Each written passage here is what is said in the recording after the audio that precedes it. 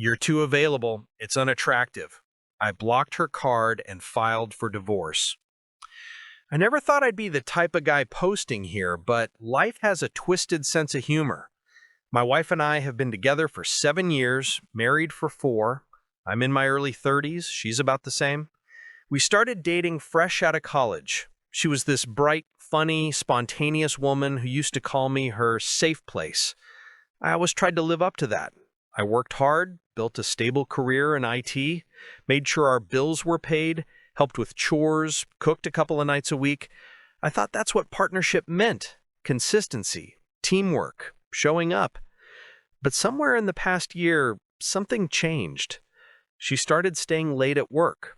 Her phone, once left casually on the table, suddenly had a passcode. She laughed less, spent more time texting friends I'd never heard of. When I'd ask if something was wrong, she'd sigh and say, "You're too much sometimes, babe. You don't have to smother me." It confused me. I wasn't hovering, I'd just missed her. Then came the moment that broke something in me. It was a Thursday night. I'd made dinner, her favorite pasta, and she came home late again, half glued to her phone. I asked if we could eat together, and she rolled her eyes like I'd just asked for her kidney. I said, "You've been distant lately. Are we okay?" She looked up from her screen, gave this half sigh, half laugh, and said, "You're too available. You know that? It's just unattractive." I thought I'd misheard. Too available? She shrugged. "Yeah, you're just always there, always ready to please. I don't know, it's boring. There's no mystery anymore." For a moment, I just stared at her. I didn't even know how to respond. Here I was trying to love her, trying to be there for her, and that was somehow unattractive? That night I couldn't sleep. I replayed her words over and over. Too available. I thought emotional availability was a good thing, being dependable, loyal, open. But apparently she wanted excitement. And deep down, I already knew what that meant. Over the next few weeks, I stopped asking questions and started paying attention. She said she was going to the gym more often, sometimes twice a day. New perfume, new workout outfits, extra care in how she looked before sessions. I wanted to believe her, but the red flags were starting to wave like fireworks. Then I noticed her Uber receipts on our shared card, rides to hotels, not gyms. I cross-checked dates and times, and it lined up perfectly with her extra workouts. The real confirmation came when I borrowed her laptop one morning. She'd forgotten to log out of her iCloud. There it was, messages between her and Dylan, the gym trainer. Flirty texts, shirtless selfies, "You were amazing last night," the whole cliché script. There was even a hotel reservation under our shared credit card, the same card I'd been paying off every month without question. My stomach dropped, but weirdly, I didn't cry. I just felt numb.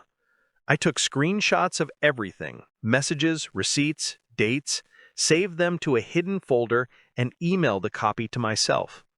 And instead of confronting her in a screaming match, I decided to play it calmly. I booked a meeting with a divorce lawyer, quietly separated our finances, and started preparing for my exit. If she wanted mystery, she was about to get it. A week later, it all came to a head. She came home one night in one of her moods, picking fights over nothing: the dishes, the thermostat, my tone. Finally, she blurted, "You're so predictable. You know that? You never challenge me. You're just boring." That was the final straw. I didn't yell. I didn't defend myself. I just said, "Got it," and went quiet. She seemed frustrated that I wasn't engaging and stormed out, saying she needed to clear her head. As soon as the door closed, I went to work. I transferred all the money from our joint account to my personal one, leaving her a small amount for essentials. I froze her credit card, the same one she'd used to pay for hotel rooms, and emailed my lawyer to file the divorce papers first thing in the morning. By the time she realized what had happened, I was already being unavailable. Around midnight, my phone lit up, her name flashing angrily on the screen. I answered. Her voice was sharp, furious. "Why the hell is my card declined? Are you trying to embarrass me?" I stayed calm and said, "Maybe I was too available. Consider this me giving you some space." There was silence on the line. Then, "What are you talking about?" I didn't bother explaining. "You'll understand soon enough." And I hung up. I blocked her number, sat down, and for the first time in months, I actually breathed. The next morning, I drove to my lawyer's office, signed the documents, and filed for divorce. No dramatic confrontations, no shouting matches, just quiet, calculated closure. She wanted mystery? She could spend the rest of her week wondering how her boring, predictable husband became so unavailable overnight. As I left the courthouse, I checked my phone. A dozen missed calls, angry texts, voicemails I didn't even bother listening to. I just smiled and thought, maybe being unavailable isn't so bad after all. She doesn't know I've already filed. Guess she'll find out soon. Update 1. So, things escalated. It didn't take long for her to realize what I'd done. The morning after I filed, I stayed at a friend's house, away from the chaos. Around noon, I got an angry string of messages, all caps, curse words, accusations. Apparently, her card was still frozen, and she couldn't even buy gas. She wrote, "Are you serious right now? This is insane! Stop being petty!" By evening, I was back at the house to collect some of my things when she pulled into the driveway. She came storming in like a hurricane, keys slamming on the counter, eyes blazing. "What the hell is wrong with you?" she yelled. "You froze the accounts. Are you trying to control me now?" I didn't raise my voice. I just sat there on the couch, calm, collected. "No," I said, "just setting boundaries." She scoffed. "Boundaries? You're acting crazy." That's when I slid a manila folder across the coffee table. Inside, a printed copy of the divorce papers and every screenshot of her messages with Dylan. She froze. Her face drained of color. For a few seconds, she didn't even blink. Then she stammered, "It's not what it looks like." I leaned back, keeping my tone even. "Oh, don't worry. I'm not judging. I'm just being less available, like you wanted." Her mouth opened, but no words came out. I stood up, grabbed my bag, and walked past her. For the first time in a long time, she didn't have control of the conversation. The next day, she showed up at my workplace, something I didn't expect. My coworker messaged me saying my wife was in the lobby crying. I stepped out to talk to her. Her mascara was running, and she looked lost. She whispered, "Please, can we talk? It meant nothing. It was just a mistake. I wasn't thinking straight." I asked, "A mistake that lasted 3 months and used our joint credit card?" She flinched. "I just felt neglected, okay? You were always working. I thought you didn't care anymore." I shook my head. "You told me I was too available, remember? Seems like you didn't really want me, just wanted someone to blame." When that didn't soften me, she changed tactics. Her tone snapped like a switch. "You're ruining my life over one stupid thing. Everyone makes mistakes. You think you're perfect?" That's when I realized she wasn't sorry. She was scared. Scared of losing comfort, money, reputation, not me. So I said, "You made your choices. Now I'm making mine." I walked away while she was still yelling behind me. The next day, she showed up at my workplace, something I didn't expect. My coworker messaged me saying my wife was in the lobby crying. I stepped out to talk to her. Her mascara was running, and she looked lost. She whispered, "Please, can we talk?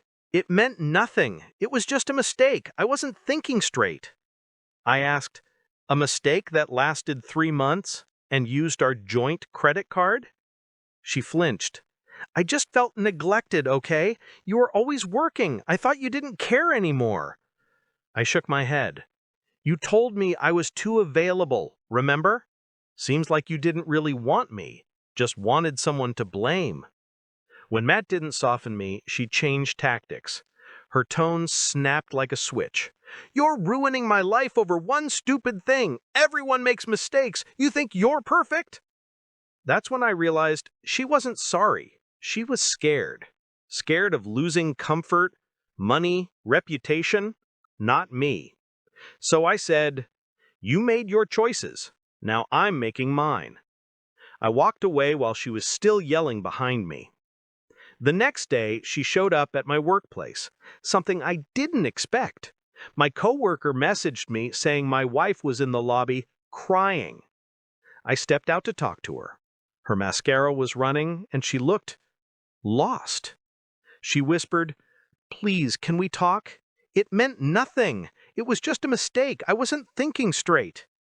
I asked, "A mistake that lasted 3 months and used our joint credit card?" She flinched. "I just felt neglected, okay? You were always working. I thought you didn't care anymore." I shook my head. "You told me I was too available, remember? Seems like you didn't really want me, just wanted someone to blame."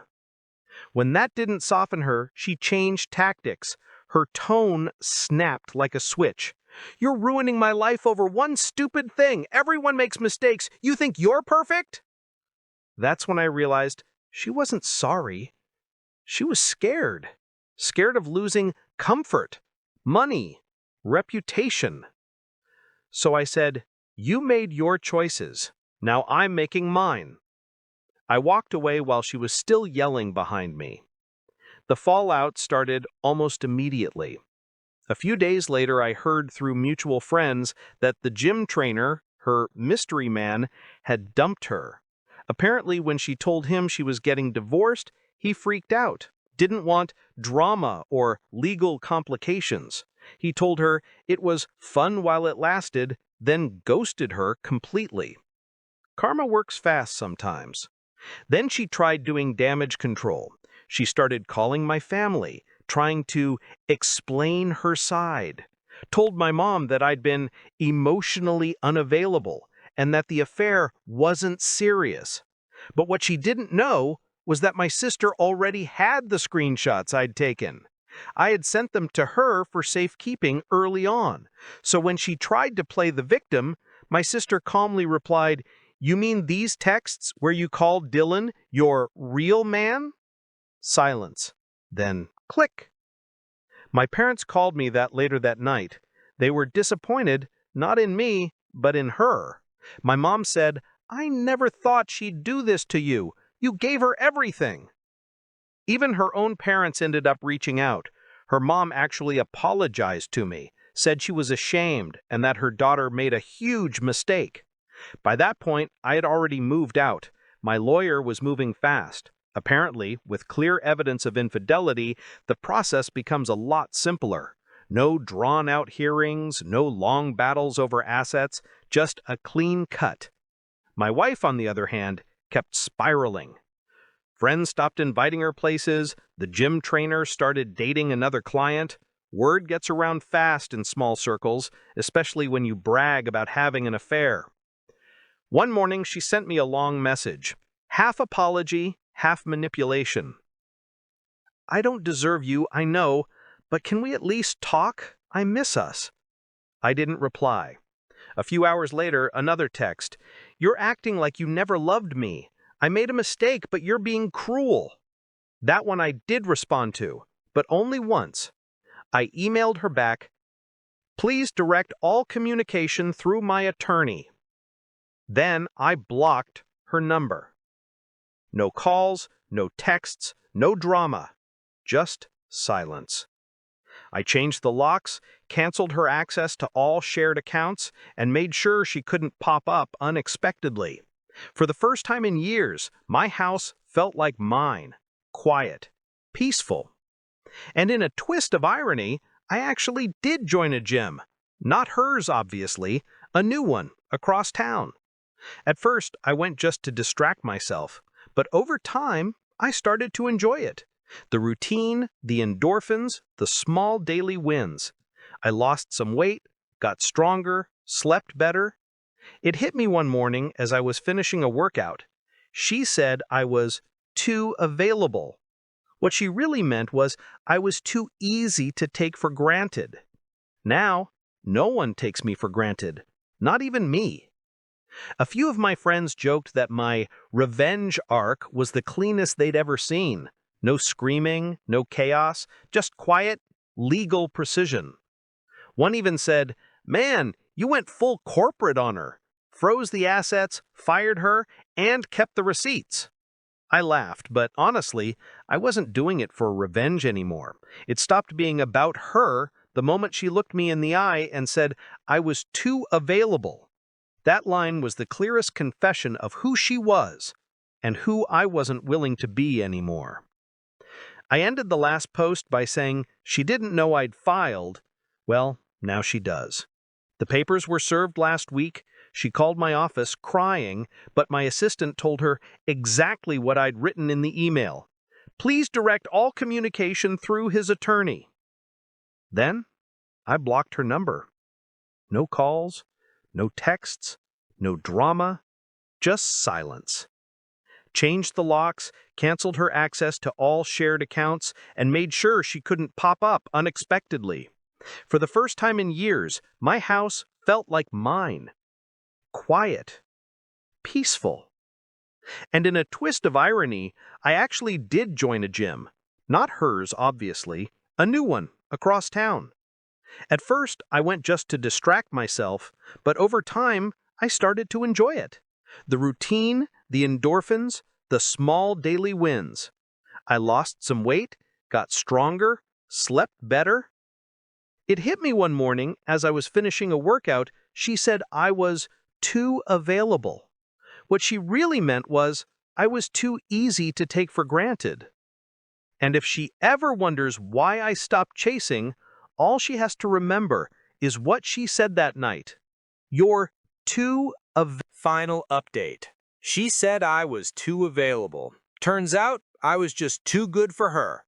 It's been 6 months since my last update, and honestly, life looks completely different now, in the best way possible. The divorce was finalized 3 months ago. No messy courtroom scenes, no dramatic last-minute pleas, just signatures, quiet nods, and an ending that felt more like a release than a loss. When everything became official, my lawyer handed me the final decree, and I remember feeling this odd mix of calm and disbelief. After years of trying to hold a marriage together, it was over with a stamp and a few initials. My ex didn't fight much. She knew she couldn't. The evidence was too strong, and she'd already burned every bridge she could for sympathy. After the papers were signed, she moved in with a friend for a while. Her parents tried to help, but even they were embarrassed by what she'd done. They told me privately that she'd been a wreck, sleeping all day, crying, saying she'd destroyed the best thing she had.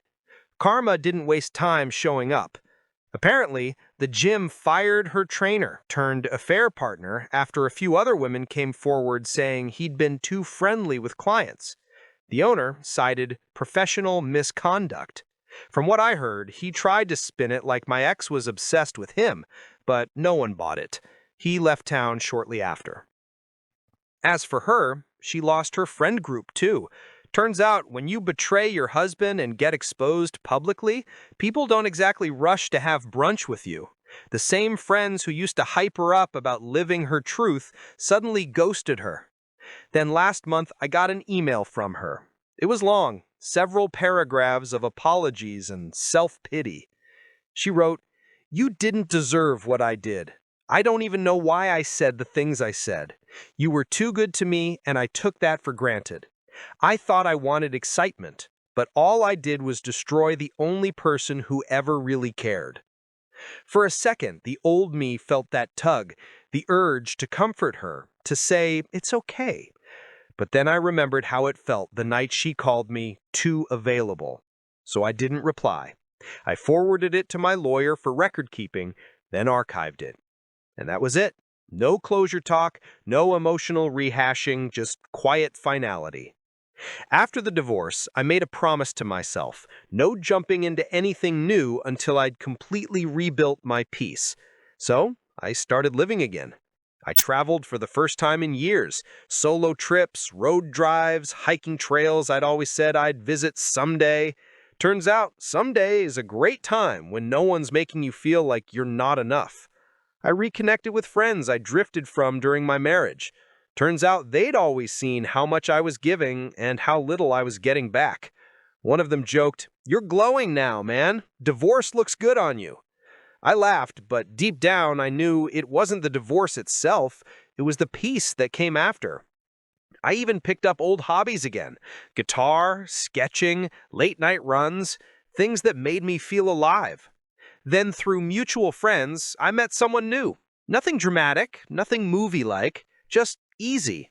She's kind, grounded, doesn't play games. We've been seeing each other casually, and for once, I'm not rushing anything. I don't feel the need to prove I'm worthy or interesting. I'm just me, and that's enough. No more walking on eggshells to keep someone entertained. No more begging for attention that should have come naturally. I'm not bitter anymore. I don't even hate my ex. If anything, I'm grateful. She taught me exactly what I'll never tolerate again. A couple of weeks ago, a mutual friend mentioned that my ex has been venting online. Apparently, she's been posting quotes about men who don't commit and how real love doesn't exist anymore. The irony wasn't lost on me. She tells people that she's unlucky in love, that men only want the chase. And sometimes those same mutuals reply, "Maybe you shouldn't have pushed away the one who actually committed." She doesn't respond to those comments. I don't gloat. I don't even smile about it. Honestly, I just feel detached. It's not my story anymore. It's hers to live with. Every action has a ripple, and she's finally feeling the ones she set off.